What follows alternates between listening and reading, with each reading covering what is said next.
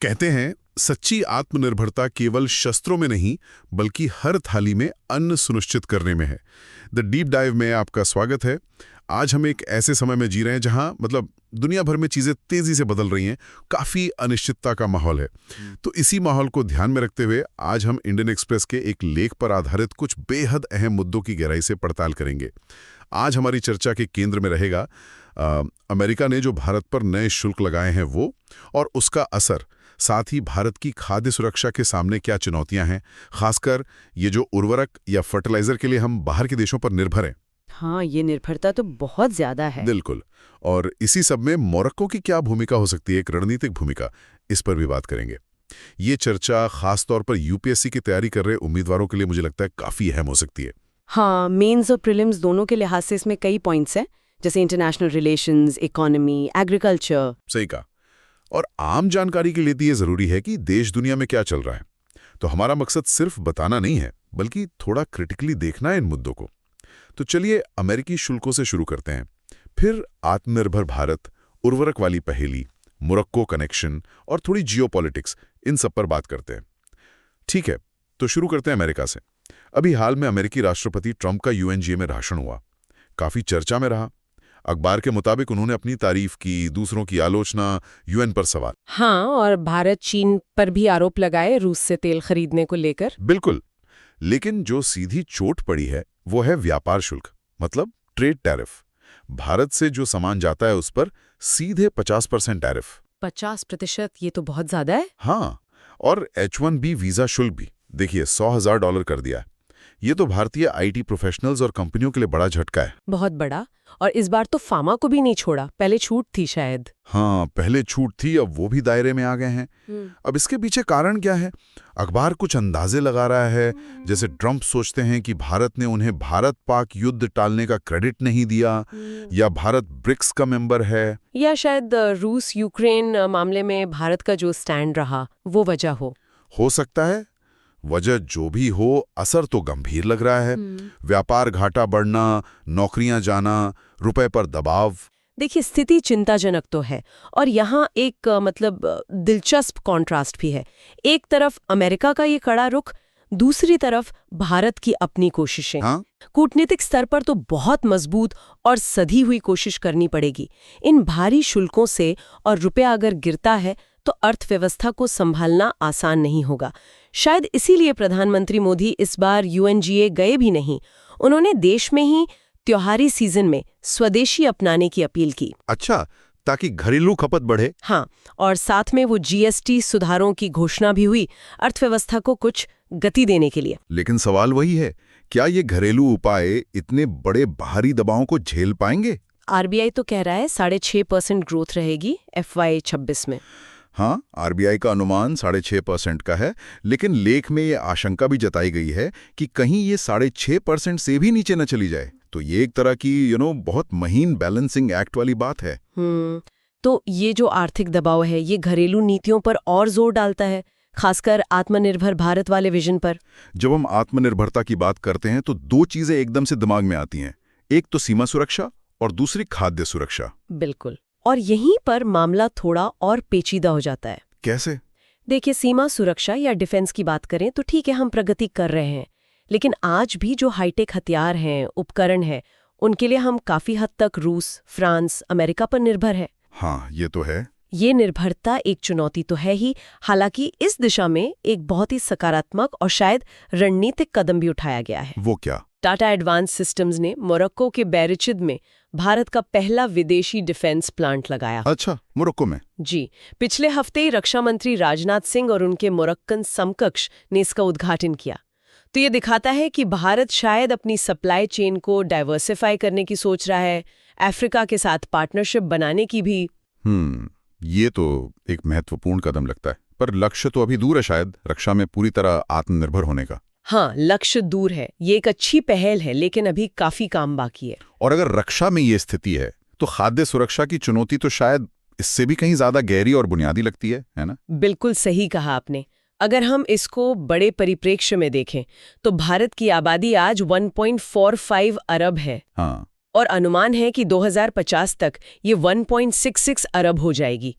इतनी बड़ी आबादी का पेट भरने के लिए हमारा जो एग्रीकल्चर सिस्टम है वो केमिकल फर्टिलाइजर्स पर बहुत ज्यादा निर्भर हो गया है। तो हमारी खाद्य संप्रभुता, हमारी राष्ट्रीय स्थिरता के लिए ये जो उर्वरक है नाइट्रोजन, फॉस्फेट, पोटैश, इनकी सप्लाई बिना रोके और किफ़ायती दाम पर मिलना ये बहुत ही ज़्यादा ज़रूरी है। ये सिर्फ खेती का मुद्दा नहीं है, ये राष्ट्रीय सुरक्षा का मुद्दा बन जाता है। तो चलिए ये जो उर्वरक वाली निर्भरता की पहेली है इसे थोड़ा और समझते हैं। जैसा आपने कहा 3 मुख्य पोषक तत्व हैं NPK।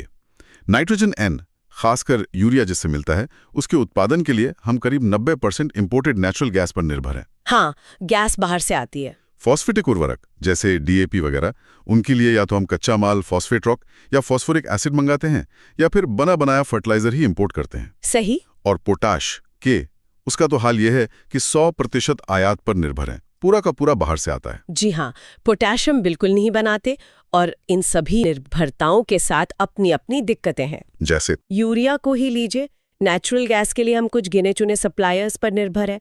यहाँ एक ज़रूरी कदम ये हो सकता है कि हम न सिर्फ इंपोर्ट के सोर्स बढ़ाएं, बल्कि जो गैस हमारे देश में निकलती है उसके लिए भी इंपोर्ट पैरिटी प्राइसिंग लागू करें। इंपोर्ट पैरिटी प्राइसिंग मतलब ये कि जो घरेलू गैस प्रोड्यूसर हैं उन्हें वो कीमत मिले जो गैस बाहर से मंगाने पर पड़ती है। इससे क्या होगा कि देश में ही और गैस खोजने और निकालने को बढ़ावा मिलेगा। लंबे समय में निर्भरता कम हो सकती है। हाँ, ये तो लॉजिकल लगता है। घरेलू उत्पादन बढ़ेगा। बिल्कुल। अब आते हैं फॉस्फेट पर।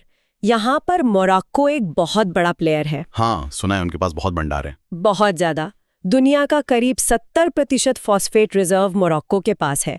भारत इसे कई तरह से मंगाता है, पत्थर के रूप में, एसिड के रूप में या फिर DAP जैसे तैयार फर्टिलाइजर के रूप में। अच्छा। अब लेख में एक दिलचस्प सुझाव दिया गया है। DAP में क्या होता है, 18% नाइट्रोजन होती है और 40% फॉस्फोरस P2O5। ठीक। सुझाव ये है कि DAP के बजाय TSP, ट्रिपल सुपर फॉस्फेट इस्तेमाल करें, जिसमें सिर्फ 46% फॉस्फोरस होता है और साथ में यूरिया जिसमें 46% नाइट्रोजन है अलग से डालें जितनी जरूरत हो। ऐसा क्यों? तर्क ये है कि हमारी मिट्टी में पहले ही यूरिया के ज्यादा इस्तेमाल से नाइट्रोजन काफी ज्यादा है, तो DAP में जो वो अतिरिक्त 18% नाइट्रोजन है शायद उसकी जरूरत ही ना हो कई जगह। अच्छा, तो हम बिना जरूरत के नाइट्रोजन डाल रहे हैं DAP के जरिए। हाँ, ऐसा हो सकता है। अगर हम TSP और यूरिया अलग अलग डालें तो पोषक तत्वों का संतुलन बेहतर हो सकता है, मिट्टी की सेहत भी सुधर सकती है। ये एक तरह की छिपी हुई बर्बादी को रोकने जैसा है। ये तो पोषक तत्वों प्रबंधन का एक नया नजरिया हुआ।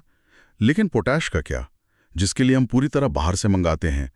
ये निर्भरता कितनी खतरनाक है, खासकर आज के माहौल में? ये एक बहुत ही सीरियस वल्नरेबिलिटी है।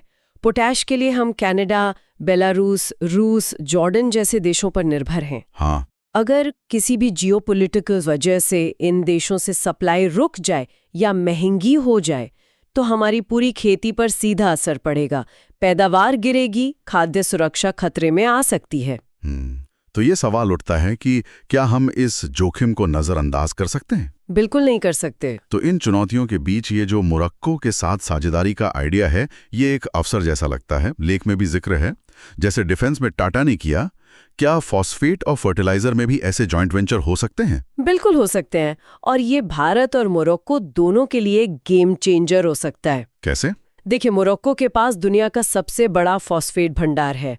उनकी सरकारी कंपनी है OCP ग्रुप, वो इस फील्ड में ग्लोबल लीडर है। और भारत, हम दुनिया में फर्टिलाइजर के सबसे बड़े खरीदारों में से हैं। हाँ, हमारी खपत बहुत ज्यादा है। तो अगर भारत और मोरक्को मिलकर माइनिंग और फर्टिलाइजर प्रोडक्शन में जॉइंट वेंचर लगाएं तो इससे न सिर्फ भारत की सप्लाई पक्की होगी, बल्कि दोनों देश मिलकर ग्लोबल मार्केट में फॉस्फेटिक फर्टिलाइजर के बड़े सप्लायर भी बन सकते हैं। अच्छा। OCP ग्रुप की पहले से थोड़ी हिस्सेदारी पारादीप फॉस्फेट्स में है भी, और चंबल फर्टिलाइजर्स की भी कुछ भागीदारी है मोरक्को में, लेकिन इसे और बड़े और रणनीतिक लेवल पर ले जाने की बहुत गुंजाइश है। ये सुनने में तो काफी अच्छा लग रहा है, लेकिन जियोपॉलिटिक्स, क्या वो कोई अड़चन नहीं डालेगी? हमने हाल में सऊदी अरब से भी तो फॉस्फेट का समझौता किया है, 3 मिलियन टन सालाना का। हाँ, किया है। और सऊदी अरब और पाकिस्तान के बीच जिस तरह के रक्षा संबंध बढ़ रहे हैं, उसे देखते हुए क्या ये भारत के लिए थोड़ा रिस्की नहीं है? मतलब इतने जरूरी इनपुट के लिए हम किस पर निर्भर हो रहे हैं ये देखना जरूरी है ना। ये बहुत ही वैलिड और ज़रूरी सवाल है। अपनी खाद्य सुरक्षा जैसी बुनियादी चीज़ के लिए हम किसी ऐसे देश पर निर्भरता कैसे बढ़ा सकते हैं जिसके हित हमारे विरोधी से जुड़े हों? हाँ, लेख इसी जोखिम की तरफ इशारा कर रहा है। हमें गैस, फॉस्फेट, पोटाश जैसे ज़रूरी इनपुट्स की सप्लाई के लिए भरोसेमंद और स्ट्रैटेजिकली अलाइंड देशों के साथ लंबी अवधि की पार्टनरशिप बनानी होगी। तो मोरक्को इस लिहाज से बेहतर विकल्प लगता है। हाँ, निश्चित रूप से बेहतर विकल्प नजर आता है। देखिए, अब तक भारत कृषि उत्पादों का नेट एक्सपोर्टर रहा है। यह हमारी बड़ी कामयाबी है। सही बात है। लेकिन ये कामयाबी टिकी किस पर है? बाहर से आए गैस पर, बाहर से आए फॉस्फेट पर और पूरी तरह बाहर से आए पोटाश पर। ये एक विरोधाभास है जिस पर गंभीरता से सोचने की जरूरत है। प्रधानमंत्री मोदी और कृषि मंत्री शिवराज सिंह चौहान पर ये बहुत बड़ी जिम्मेदारी है कि भारत की खाद्य सुरक्षा बनी रहे। शायद उर्वरक मंत्री जेपी नड्डा और कृषि मंत्री चौहान के लिए ये सही वक्त है कि वो रक्षा मंत्री राजनाथ सिंह के मोरक्को वाले कदम से कुछ सीखें। मतलब ये कि हमारी फर्टिलाइजर ज़रूरतों के लिए मोरक्को जैसे भरोसेमंद देशों के साथ रणनीतिक जॉइंट वेंचर बनाने की दिशा में तेजी से काम करें। तो कुल मिलाकर आज की चर्चा से ये बात साफ हो रही है कि एक तरफ अमेरिका का व्यापारिक दबाव है जो एक तात्कालिक चुनौती है, इससे निपटने के लिए कूटनीति और घरेलू उपाय दोनों चाहिए। हाँ। दूसरी तरफ आत्मनिर्भर भारत का लक्ष्य है, लेकिन रक्षा और खासकर खाद्य सुरक्षा दोनों मोर्चों पर चुनौतियां बड़ी हैं, बहुत बड़ी। और खाद्य सुरक्षा की ये चुनौती फर्टिलाइजर पर हमारी भारी निर्भरता एनपीके से और बढ़ जाती है। बिल्कुल। इस पूरी पहेली में मोरक्को खासकर फॉस्फेट के लिए एक अहम रणनीतिक अवसर जरूर देता है, पर हमें जियोपॉलिटिकल जोखिमों को भी ध्यान में रखना होगा और अपने साथी सावधानी से चुनने होंगे। बिल्कुल सही। और ये सारी बातचीत हमें एक आखिरी सवाल पर लाकर छोड़ती है जो लेख से ही निकला है। हाँ, बताइए। कि ठीक है, ये सब जियोपॉलिटिकल दिक्कतें हैं, आयात पर निर्भरता है, हमें बाहर सप्लाई सुरक्षित करने के लिए रणनीतिक पार्टनरशिप तो बनानी ही होगी, लेकिन इसके अलावा भारत अपनी खाद्य सुरक्षा को लंबे समय के लिए और मजबूत करने के लिए और कौन सी नई घरेलू रणनीतियां अपना सकता है? घरेलू रणनीतियां जैसे क्या हमें वैकल्पिक जैविक खादों पर और ज्यादा रिसर्च करनी चाहिए? मिट्टी की सेहत सुधारने वाली खेती के तरीकों पर जोर देना चाहिए या पानी बचाने वाली स्वदेशी तकनीकों पर और निवेश करना चाहिए? मतलब सिर्फ बाहर से लाने के अलावा घर में हम और क्या नया कर सकते हैं? ये वाकई एक बहुत जरूरी सवाल है जिस पर नीति बनाने वालों को, वैज्ञानिकों को, किसानों को और हम सबको सोचने की जरूरत है। तो हम उम्मीद करते हैं कि यूपीएससी उम्मीदवारों और करंट अफेयर्स में दिलचस्पी रखने वाले सभी सुनने वालों को आज की ये गहन पड़ताल उपयोगी लगी होगी। अगर आपको ये विश्लेषण पसंद आया तो प्लीज इसे लाइक करें। आगे भी ऐसी चर्चाओं के लिए चैनल को सब्सक्राइब करना ना भूलें। और अगर आपके मन में कोई सवाल है या कोई विचार है तो नीचे कमेंट सेक्शन में हमें जरूर बताएं। अगली बार फिर मिलेंगे एक नए विषय के साथ। धन्यवाद।